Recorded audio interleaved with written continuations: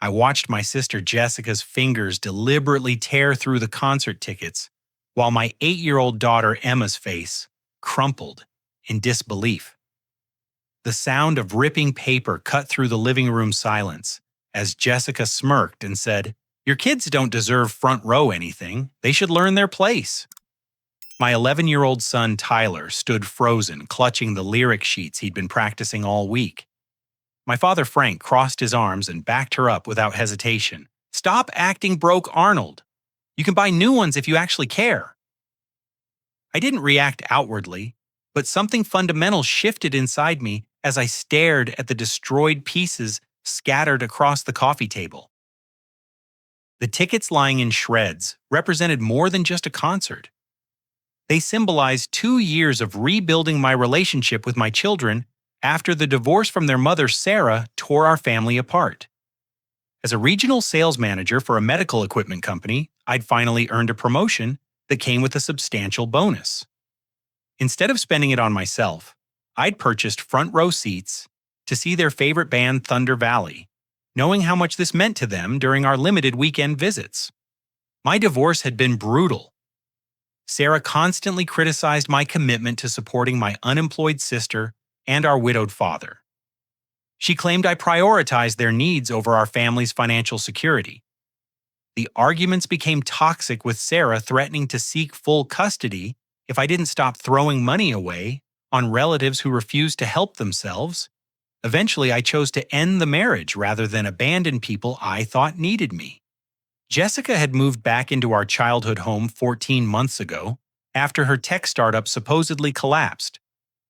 She painted herself as a victim of economic circumstances, claiming potential employers discriminated against her innovative ideas. My father Frank, who'd been struggling since Mom's death 3 years earlier, welcomed Jessica back with open arms. He said she provided companionship and helped maintain the house that had become too much for him to manage alone. I'd stepped up financially without question.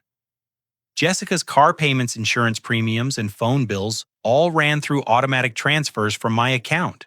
I covered groceries for their household utility bills when they fell behind, and even Jessica's student loan payments.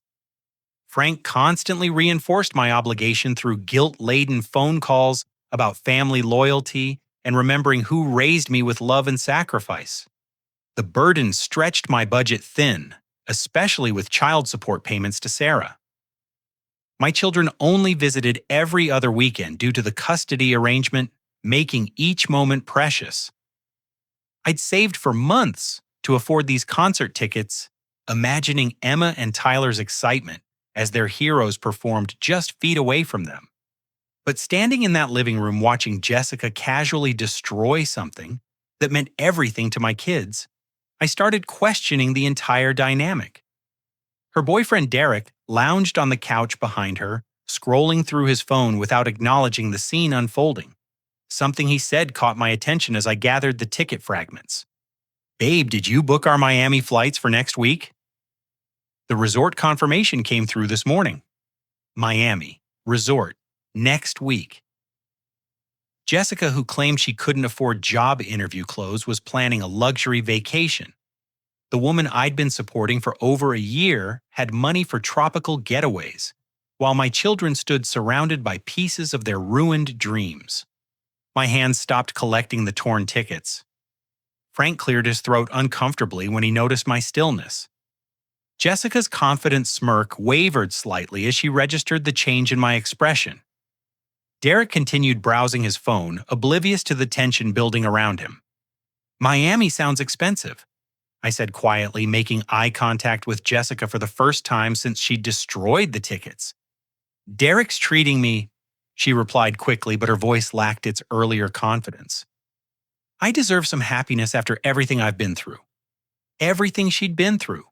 14 months of free housing, financial support, and emotional coddling while she allegedly searched for employment.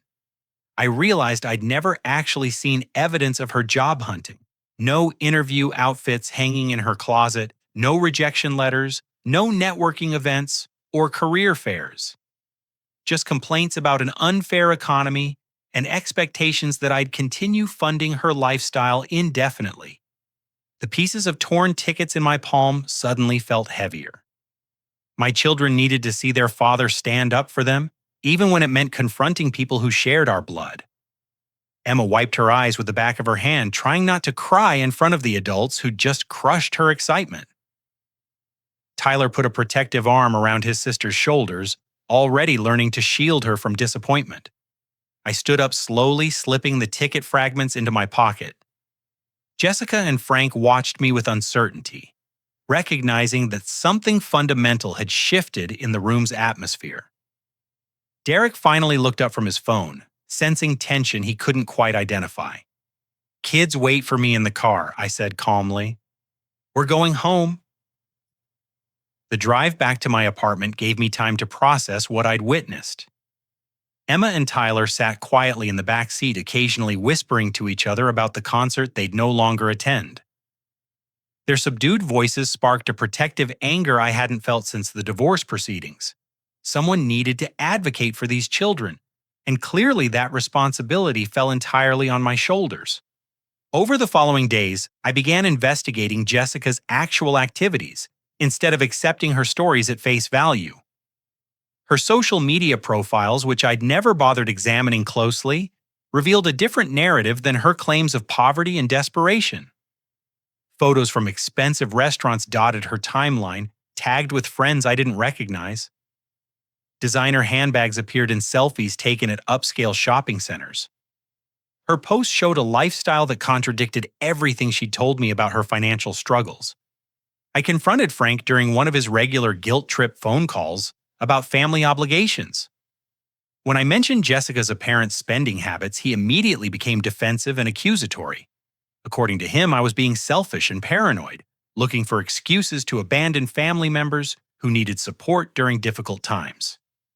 He claimed Jessica's friends occasionally treated her to meals and shopping trips out of sympathy for her unemployment situation. "You've always been jealous of the attention Jessica receives," Frank said, his voice taking on the manipulative tone I'd grown to recognize.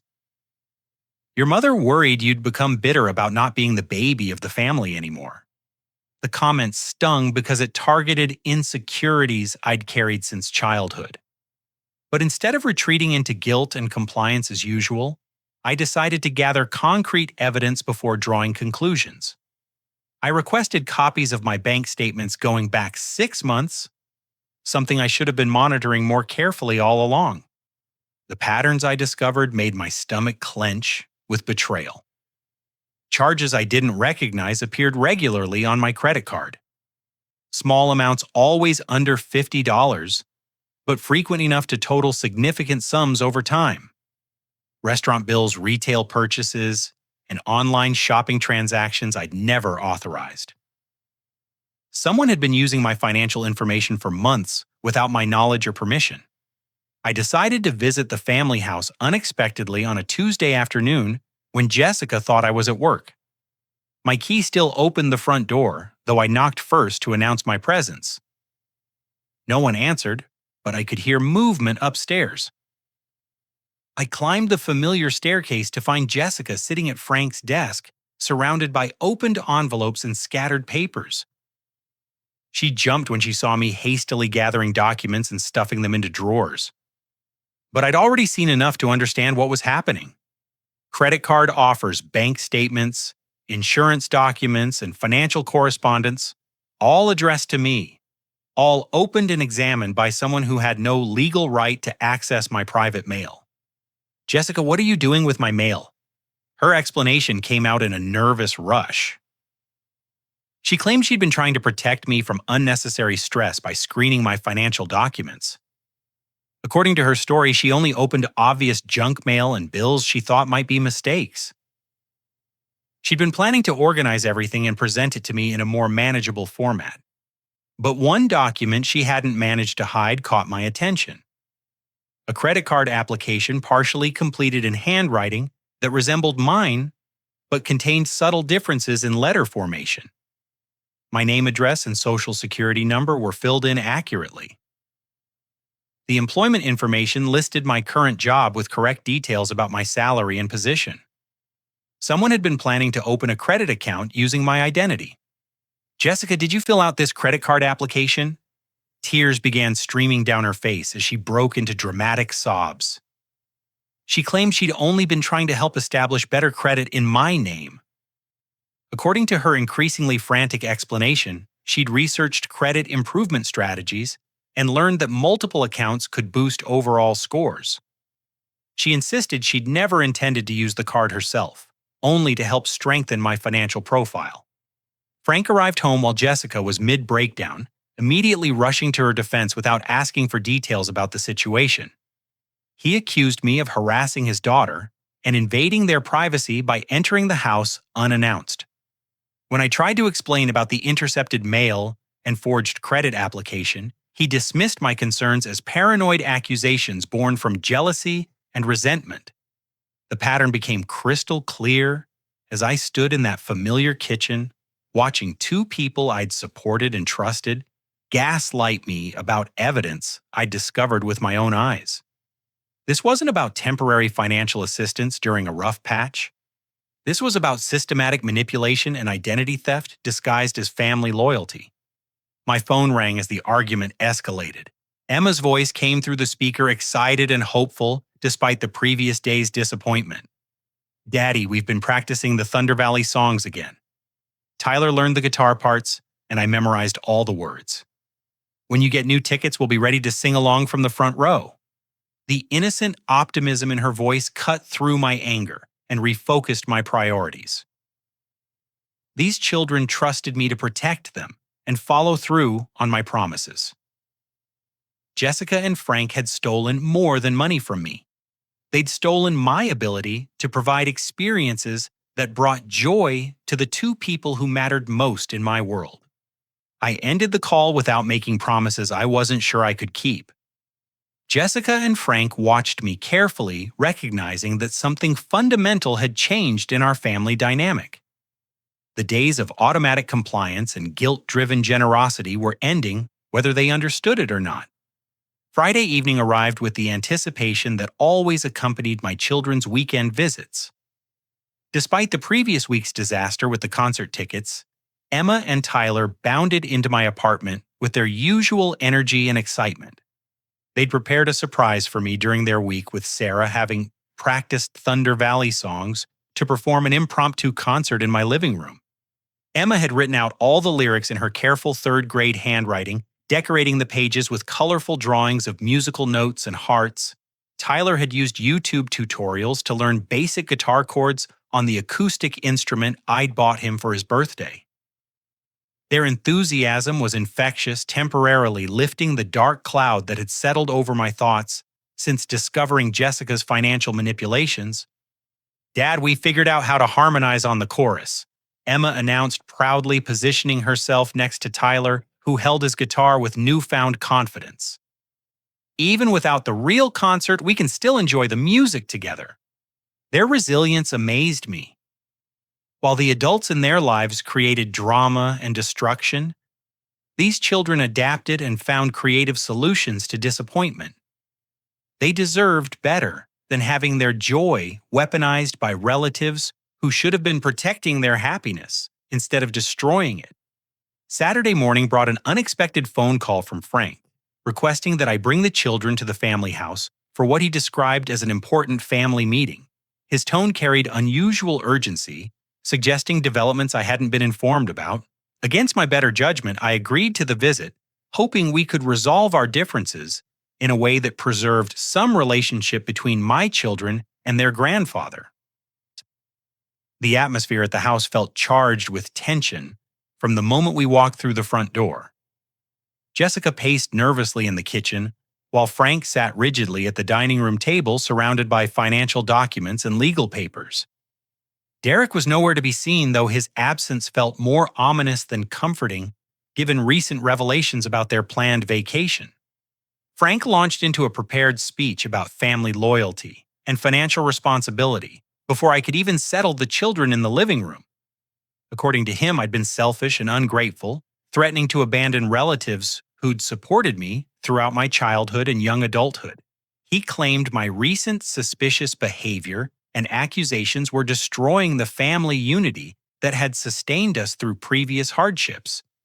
Jessica joined the conversation with renewed confidence, backing up Frank's narrative while adding her own complaints about my lack of trust and understanding.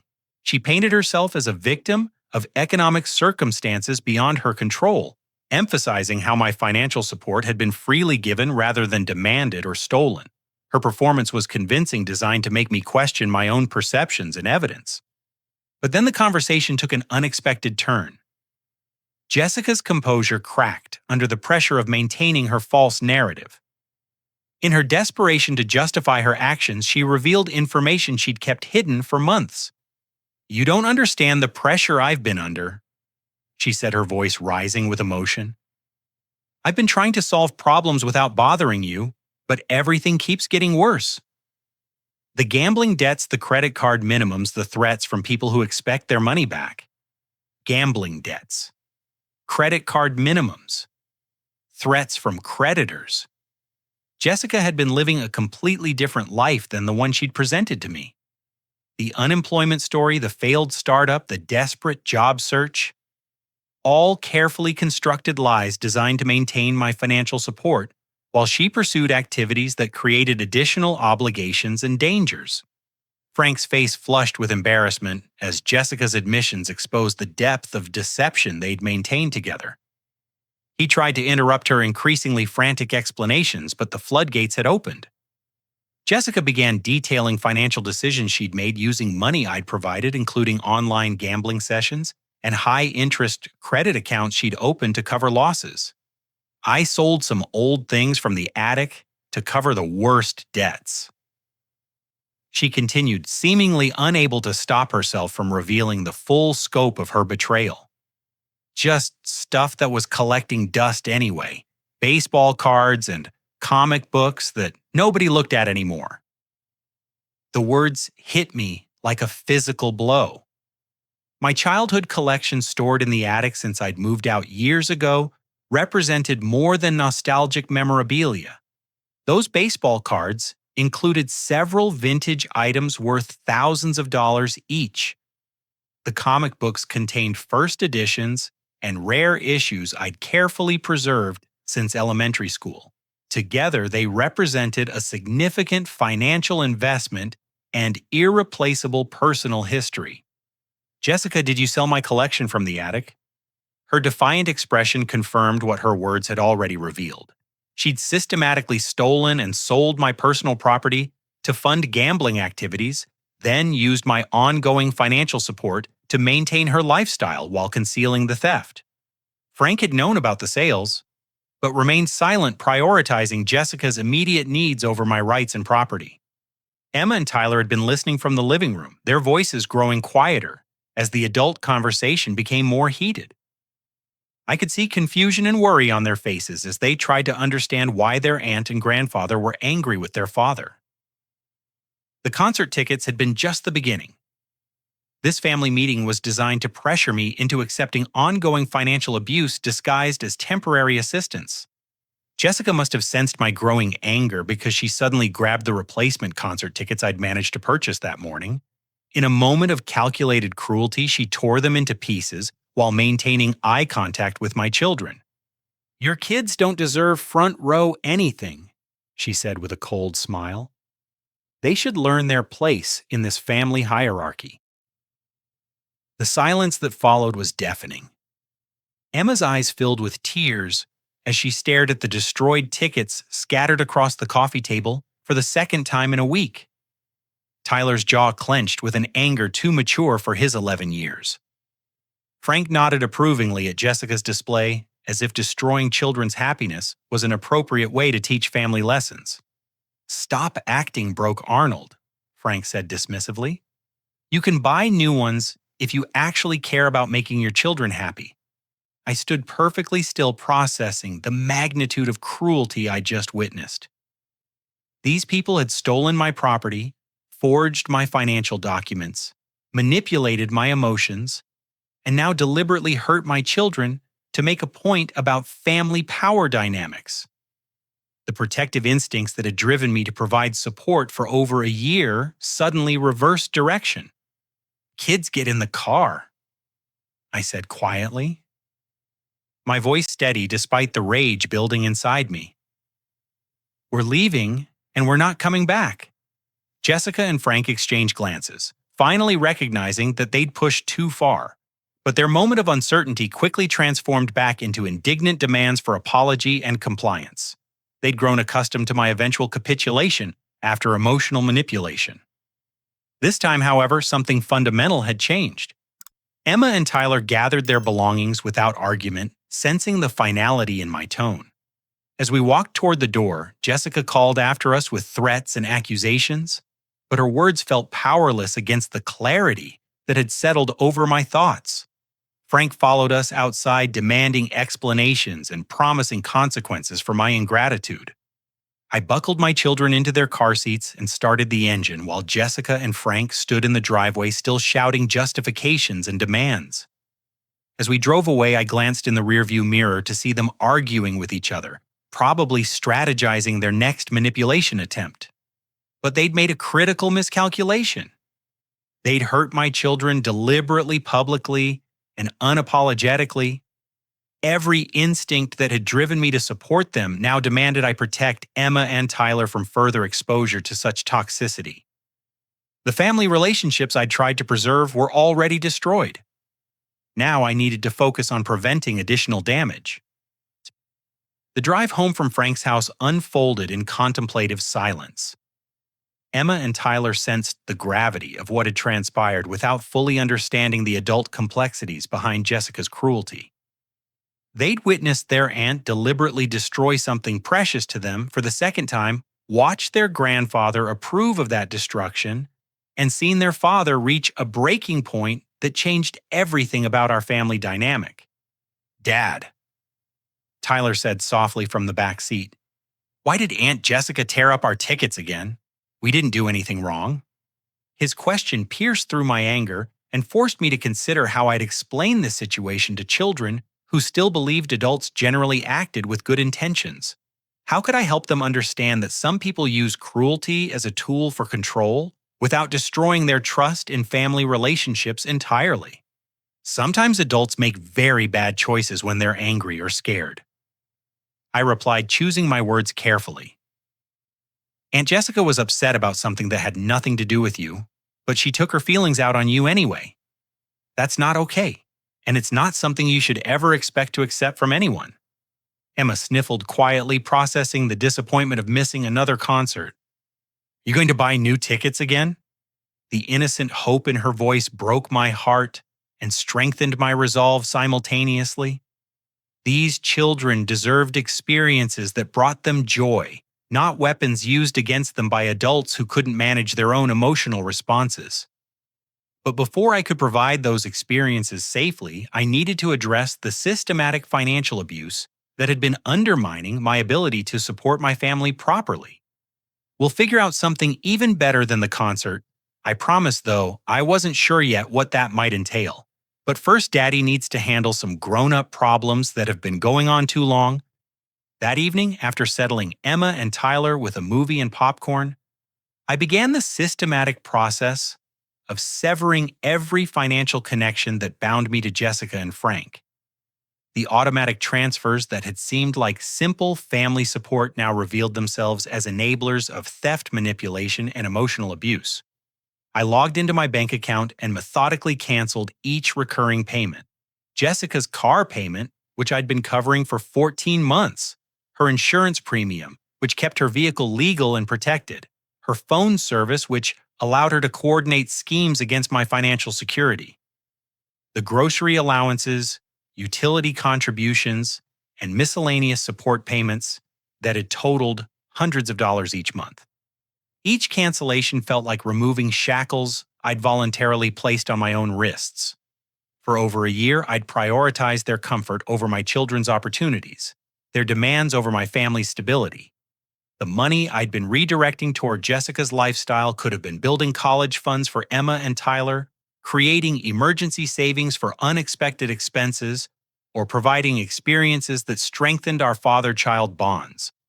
But the financial manipulations ran deeper than simple support payments.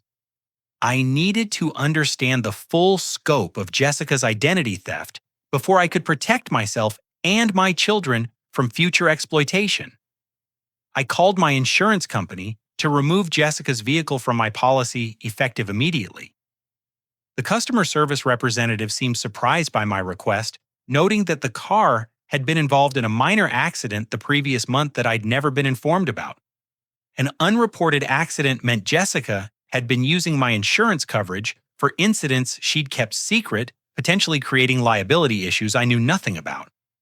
How many other risks had I unknowingly assumed through her access to my financial information?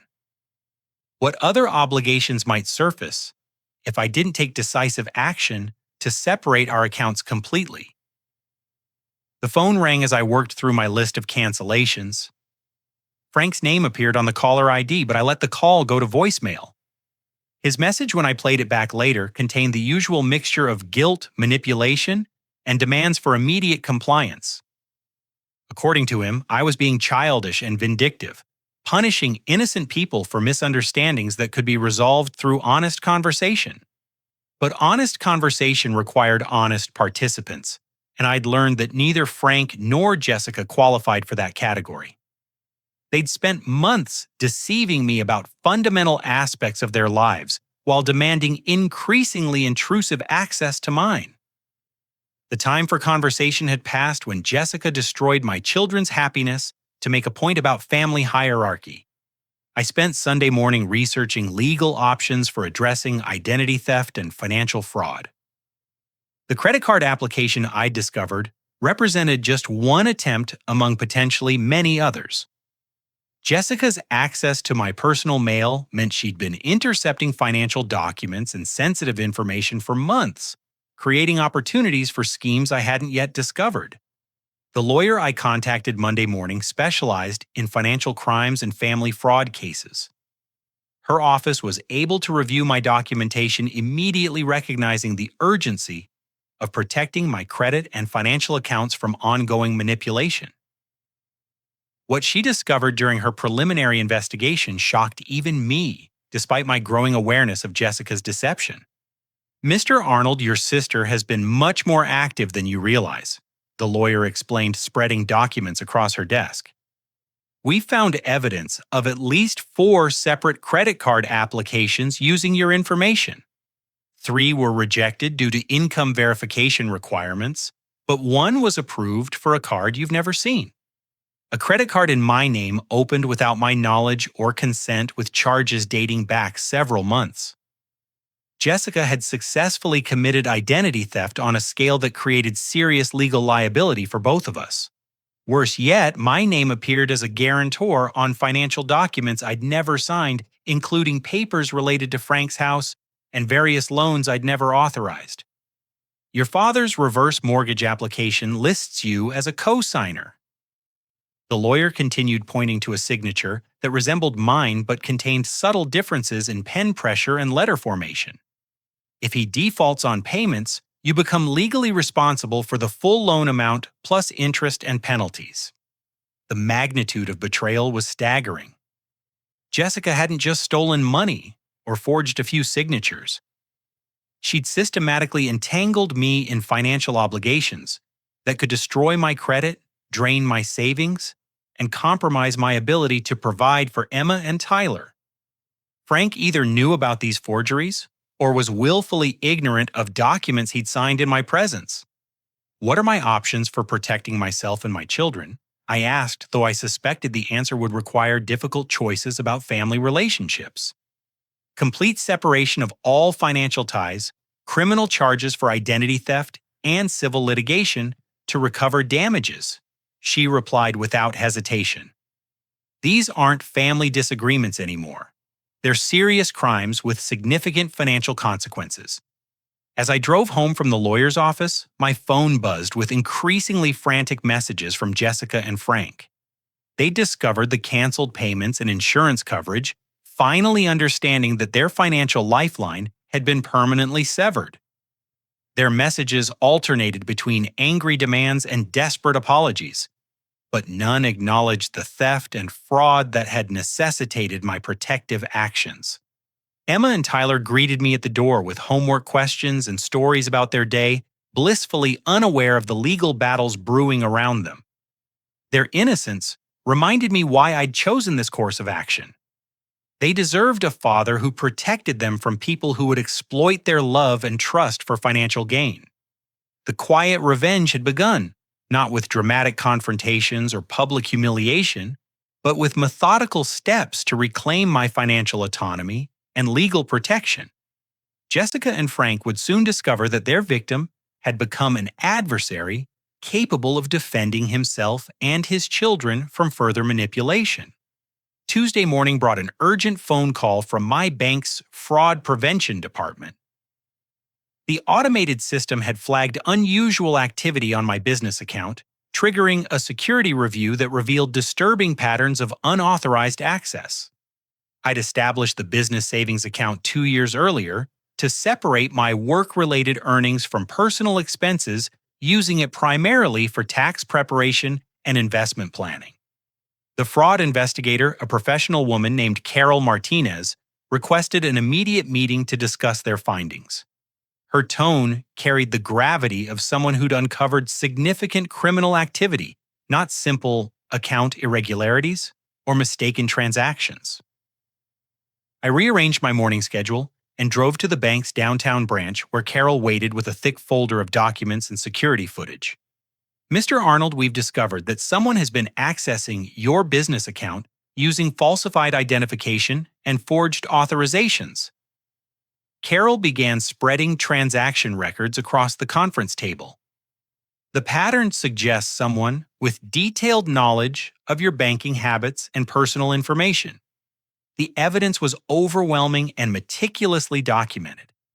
Security camera footage showed Jessica entering the bank on multiple occasions over the past 6 months, always staying under daily withdrawal limits that wouldn't trigger automatic reporting requirements. She'd used fake identification bearing my name, and her photograph claiming to be authorized to access the account on my behalf. How did she bypass the security questions and verification procedures I asked, studying the transaction timestamps that revealed a sophisticated pattern of theft?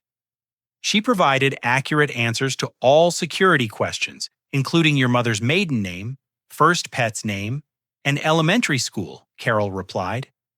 She also knew your account balance and recent transaction history, which convinced our tellers she had legitimate access.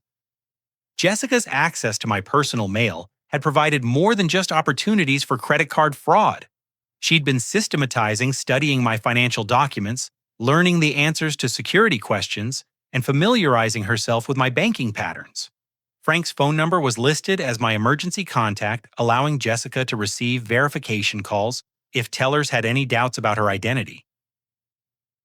The total theft amounted to nearly $20,000, carefully extracted over 6 months, in amounts small enough to avoid triggering automatic fraud alerts. She'd researched daily withdrawal limits, spacing her visits to different branch locations, and varying her timing to avoid establishing recognizable patterns that might prompt closer scrutiny. This represents systematic financial fraud with potential federal charges, Carol explained. The amount exceeds state thresholds, and the use of falsified identification elevates this to identity theft with serious criminal penalties. Federal charges, criminal penalties. The woman I'd been supporting financially was facing potential prison time for stealing money I'd earned to support my children's future. The irony was staggering. While I'd been voluntarily transferring hundreds of dollars monthly to Jessica's accounts, she'd been secretly stealing thousands more through elaborate fraud schemes. My phone rang during the meeting. Sarah's name appeared on the caller ID and Carol gestured for me to take the call. Sarah's voice carried the sharp edge of frustration I'd learned to recognize during our marriage and subsequent divorce proceedings. "Arnold, the child support payment bounced again this month," she said without preamble. "This is the 3rd time in 6 months. What's going on with your finances?" The child support payments. Jessica's theft had drained the account I used for my most important financial obligation, creating problems with my ex-wife and and potentially affecting my custody arrangement. Sarah interpreted the missed payments as evidence of financial irresponsibility or deliberate manipulation, not knowing that my sister was systematically stealing money meant for Emma and Tyler's care. "Sarah, there's been fraudulent activity on my account," I explained, watching Carol nod approvingly at my honesty. "Someone has been stealing money for months, and I'm working with the bank to resolve it. The child support will be covered as soon as they complete their investigation." Fraudulent activity, Arnold. Are you making up stories to avoid your responsibilities? Sarah's skepticism was understandable given our contentious history, but it stung nonetheless. Carol intervened, taking the phone and introducing herself as the bank's fraud investigator. She provided Sarah with enough details to confirm the legitimacy of my claims without violating privacy regulations. The conversation helped establish that I'd been the victim of crimes rather than the perpetrator of financial negligence. After ending the call, Carol returned to her documentation of Jessica's theft patterns. Each withdrawal had been carefully planned and executed, suggesting someone with extensive knowledge of banking procedures and fraud prevention systems. Jessica had researched my account thoroughly, learning my habits well enough to impersonate me convincingly across multiple branch locations. "Your sister demonstrated sophisticated understanding of our security protocols," Carol observed. "This wasn't opportunistic theft. She planned and executed a complex fraud scheme over an extended period." The psychological impact hit me harder than the financial loss. Jessica hadn't stolen impulsively during a moment of desperation. She'd methodically studied my life, learned my vulnerabilities, and exploited my trust through carefully planned criminal acts.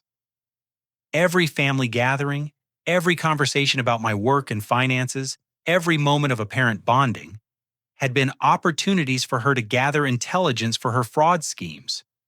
My phone buzzed with text messages as Carol compiled her final report.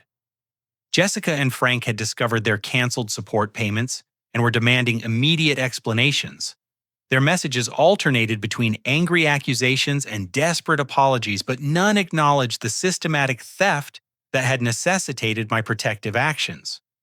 "Mr. Arnold, we need to file a criminal report and begin recovery proceedings," Carol said, pushing a stack of forms across the table.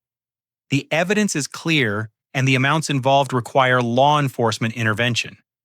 Filing criminal charges against my sister felt like crossing a line I'd never imagined approaching. But the alternative meant accepting ongoing victimization while my children suffered the consequences of Jessica's crimes. The money she'd stolen belonged to Emma and Tyler's future as much as mine."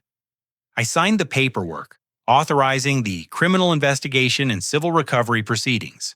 Carol explained that the bank would work with law enforcement to gather additional evidence and pursue prosecution.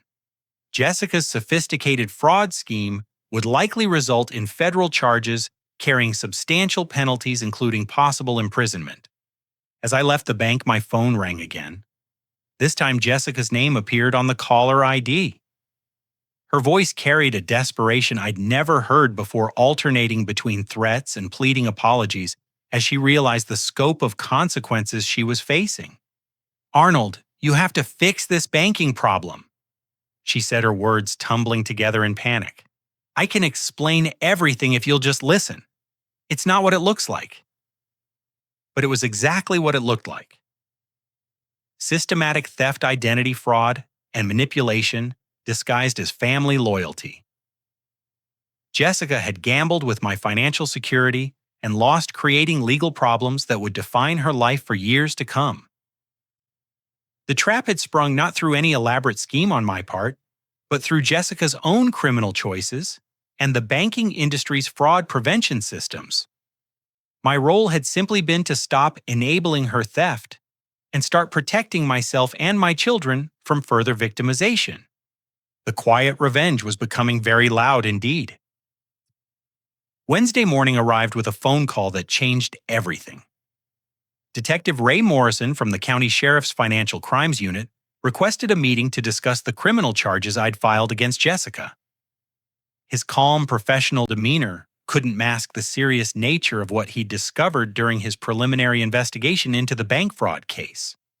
"Mr. Arnold, your sister's activities extend beyond simple theft," Detective Morrison explained as we sat in his office surrounded by evidence boxes and computer printouts.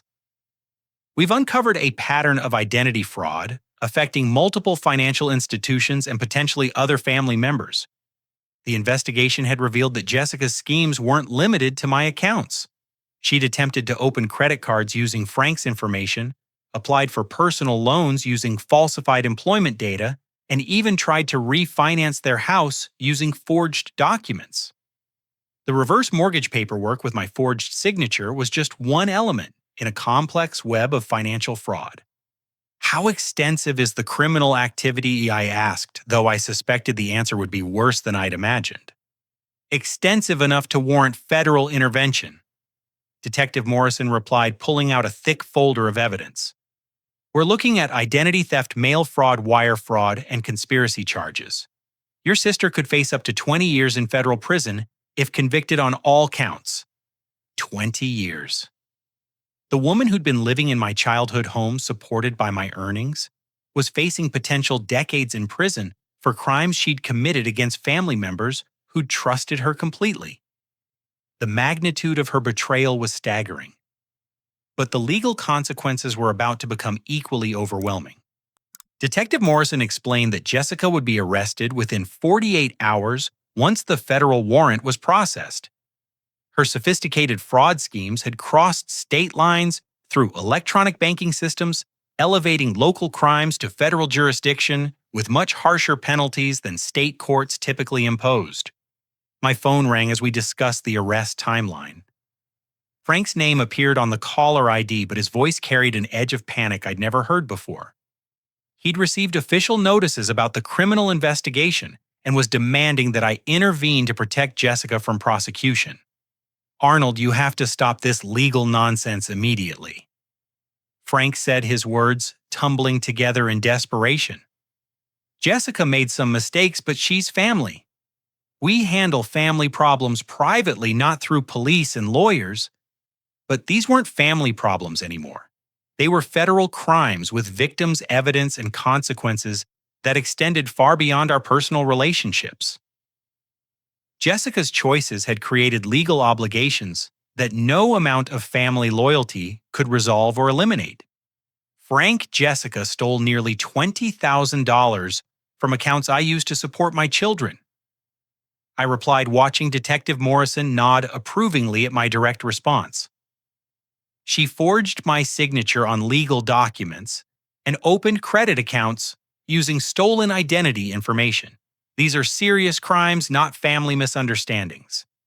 She'll pay back every penny," Frank promised, though his voice lacked conviction. "Just drop the charges and give her a chance to make this right." Detective Morrison gestured for the phone, introducing himself and explaining the legal realities Frank was refusing to acknowledge. Criminal investigations couldn't be stopped by family agreements once federal agencies became involved. The evidence would proceed through proper legal channels regardless of personal relationships or financial restitution offers. Thursday morning brought news that the arrest warrant had been executed. Jessica was taken into custody at Frank's house while attempting to destroy evidence of her fraud schemes.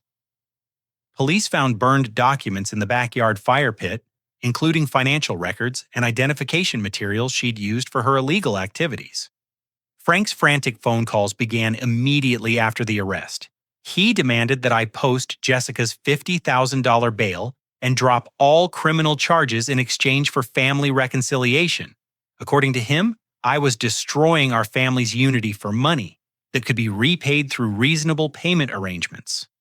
But bail money and repayment plans couldn't undo the systematic betrayal of trust that had poisoned our relationships permanently. Jessica hadn't made impulsive mistakes during moments of desperation. She'd planned and executed complex criminal schemes over extended periods while maintaining the facade of loving family relationships. I won't enable Jessica's criminal behavior by posting bail or dropping charges, I told Frank during one particularly heated conversation. She created this situation through her own choices, and she'll face the consequences through proper legal channels. Frank's response revealed how deeply he'd been complicit in Jessica's schemes. He admitted knowing about some of her financial strategies, but claimed he'd believed they were legitimate business arrangements rather than criminal fraud. His willful ignorance had enabled Jessica's crimes while protecting him from acknowledging his own role in facilitating them. The consequences began cascading rapidly as various financial institutions discovered their connections to Jessica's fraud schemes. Her car was repossessed when my canceled insurance coverage left it unprotected. Utility companies threatened service disconnections when automatic payments from my account stopped arriving. Credit card companies demanded immediate payment for accounts I'd never authorized. Most significantly, the reverse mortgage company sent Frank a notice demanding immediate payment of the full loan amount plus penalties. My removal from the guarantor list had triggered an acceleration clause requiring complete repayment within 30 days. Frank owed over $200,000 to prevent foreclosure on the house he'd planned to leave to Jessica. "Arnold, you have to help us save the house," Frank pleaded during one of his increasingly desperate phone calls. "This is your childhood home. Your mother's memory is connected to every room and garden. But my mother's memory deserved better than being weaponized to enable financial fraud and identity theft. The house might have contained sentimental value, but it couldn't justify continuing to support criminal activities or enabling people who'd systematically betrayed my trust." Jessica's calls from jail were equally desperate but less emotionally manipulative. She'd apparently received legal counsel who'd explained the serious federal charges she was facing. Her previous confidence had transformed into genuine fear as she realized the potential consequences of her criminal choices. "Arnold, I never meant for things to go this far," Jessica said during one collect call I chose to accept. "I was trying to solve problems without bothering you, but everything kept getting more complicated." "Jessica, you stole nearly $20,000 and forged legal documents." I replied, maintaining the calm tone I'd practiced during conversations with Detective Morrison. These weren't solutions to problems. They were crimes that created bigger problems for everyone involved. "I can make it right if you'll just give me a chance," she pleaded. "Drop the charges and I'll get help for the gambling addiction. I'll pay back every penny with interest." But making it right would require accountability through proper legal channels, not family agreements that had failed repeatedly in the past.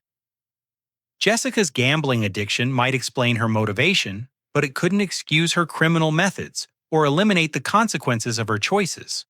Emma and Tyler noticed the constant phone calls and tense conversations, asking questions about why I seemed worried and distracted during our weekend visits. I explained the situation in age-appropriate terms, emphasizing that sometimes adults make very bad choices that create serious consequences for themselves and others. "Will Aunt Jessica go to prison?" Emma asked with the innocent directness that children bring to complex adult situations. "That depends on what a judge and jury decide based on the evidence," I replied honestly.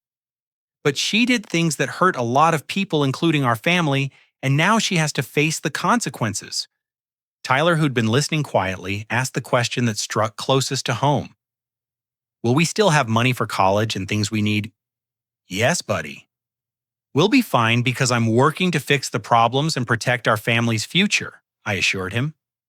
Sometimes protecting the people you love means making difficult decisions about other people who hurt them. The cascade of consequences was far from over, but the pattern was becoming clear. Jessica's criminal choices were creating legal, financial, and emotional problems for everyone connected to her schemes. Frank's enabling behavior was costing him his house and his relationship with his son. My decision to pursue justice was protecting my children's future while holding criminals accountable for their actions. The quiet revenge was becoming a very public demonstration of how consequences follow choices regardless of family relationships or emotional manipulation. 6 months later, the legal proceedings had reached their resolution through plea agreements that brought both justice and closure to our fractured family situation. Jessica accepted responsibility for her crimes to avoid the risk of federal trial and potential maximum sentences that could have meant decades in prison. Her final plea agreement included guilty charges for identity theft, bank fraud, and conspiracy resulting in 18 months in federal prison, followed by 3 years of supervised probation. The sentence also required full restitution of stolen funds, plus penalties, community service focused on financial literacy education, and mandatory participation in gambling addiction treatment programs.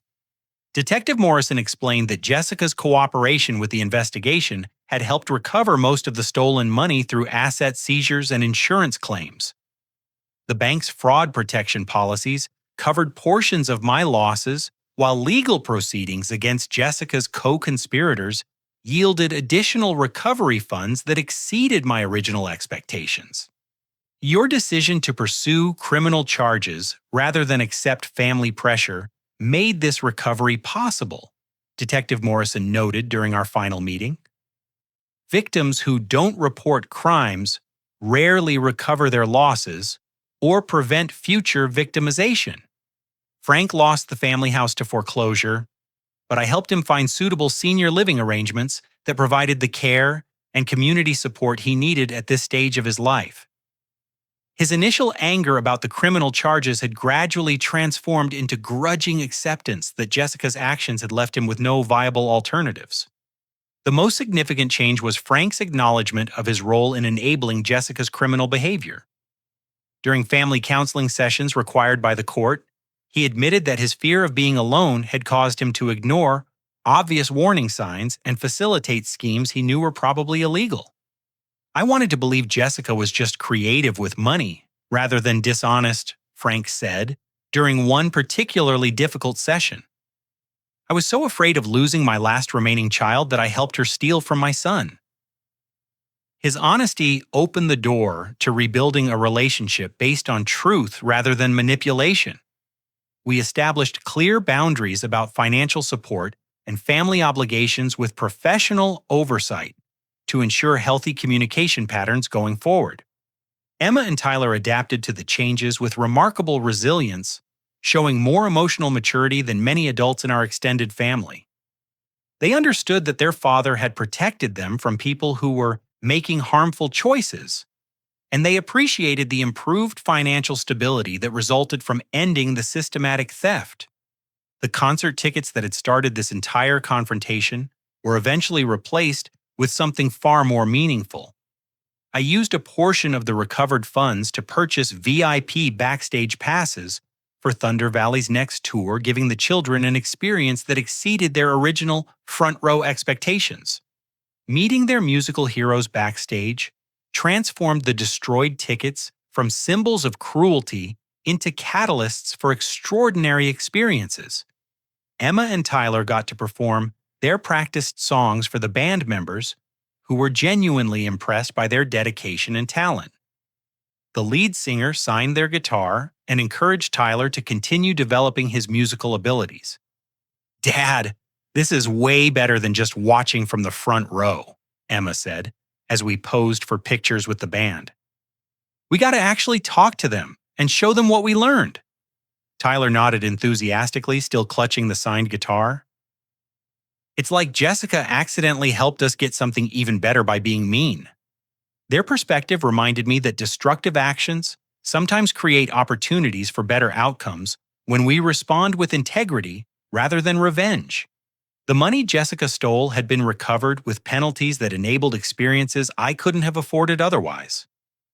Her criminal choices had inadvertently provided my children with memories that would last their lifetimes.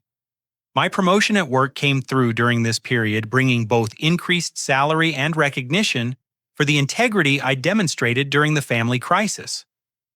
Several colleagues had provided character references for the legal proceedings, noting my professionalism and reliability even during personal difficulties. The raise allowed me to establish substantial college funds for both children, creating educational security that Jessica's theft had temporarily threatened. I also built emergency savings accounts that would protect us from future financial manipulation or unexpected hardships.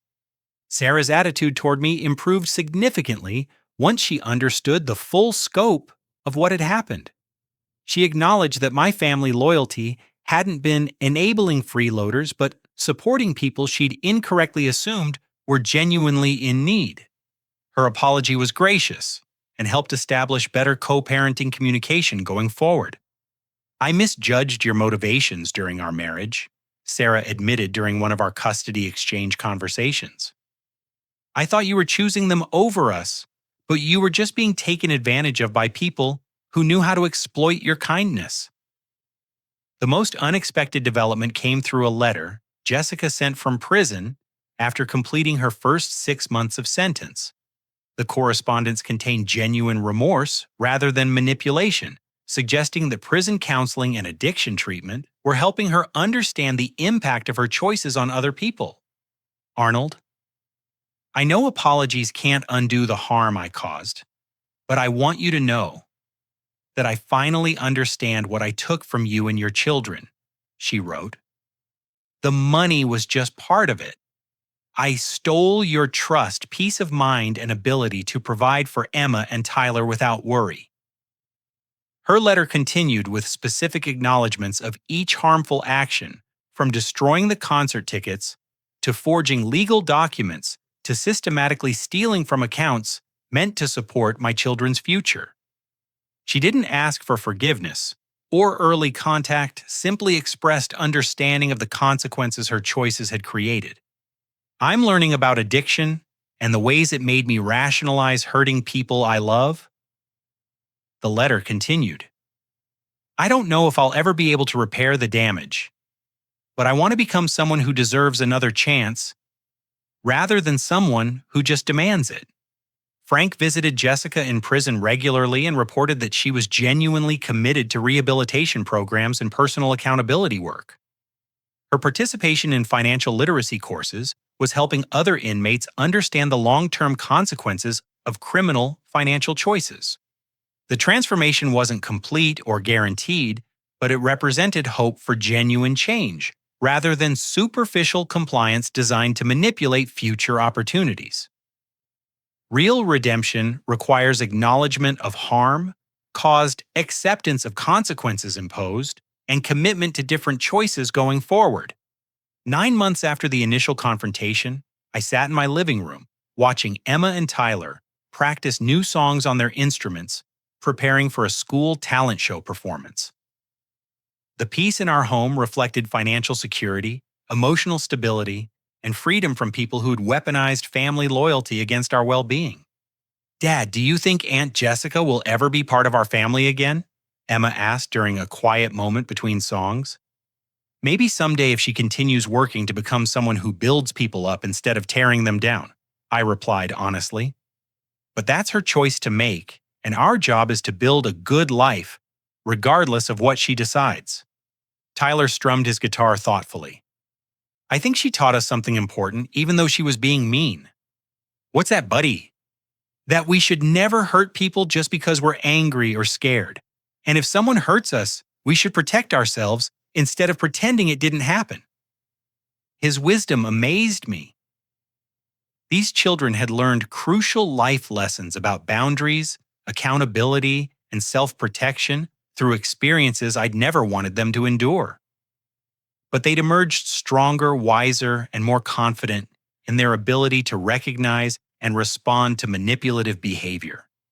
The story that began with destroyed concert tickets had become a masterclass in personal empowerment and family recovery. Sometimes the people who hurt us most teach us the most valuable lessons about our own strength and capacity for growth. Most importantly, I'd learned that protecting your family sometimes means protecting them from family members who choose destruction over construction manipulation, over genuine relationship and immediate gratification over long-term responsibility. Emma and Tyler deserved a father who would stand up for them against anyone who tried to use their love as a weapon.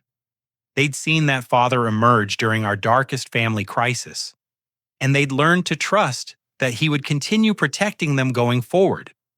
The quiet revenge had become something much more powerful, a demonstration of how integrity, accountability, and proper consequences can transform destructive situations into opportunities for justice and genuine healing. As we prepared for their talent show performance, I realized that Jessica's cruelty had accidentally given my children something invaluable: absolute confidence in their father's commitment to their well-being and his willingness to fight for their happiness against any opposition. That confidence would serve them well throughout their lives, long after the drama of destroyed concert tickets and criminal prosecutions had faded into family history. They'd learned that love means protection, that boundaries create safety, and that sometimes the most loving thing you can do is refuse to enable someone's harmful choices.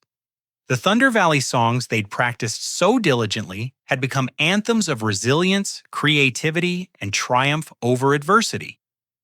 Their upcoming performance would celebrate not just musical talent, but the strength they'd developed through surviving and thriving despite family members who'd tried to teach them their place through cruelty and manipulation. Have you ever had to choose between family loyalty and protecting the people you love most? Sometimes the hardest decisions we make as parents or partners involve setting boundaries with relatives who mistake our kindness for weakness. I'd love to hear about your experiences with family dynamics and how you've navigated situations where love and protection seem to conflict. If this story resonated with you or reminded you of your own experiences with difficult family relationships, please consider liking this video and sharing it with others who might benefit from knowing they're not alone in facing these challenges. Don't forget to subscribe for more stories about standing up for what's right, even when it's difficult, and finding strength through adversity. Thank you for listening to my family's journey from manipulation to empowerment. I hope Emma and Tyler's resilience and wisdom inspire you to trust your own instincts about protecting the people who matter most in your life. Remember, real family builds each other up instead of tearing each other down. And sometimes the most loving thing you can do is refuse to enable someone's harmful choices. Until next time, keep fighting for the people who deserve your protection and never let anyone convince you that accepting abuse is the same thing as showing love.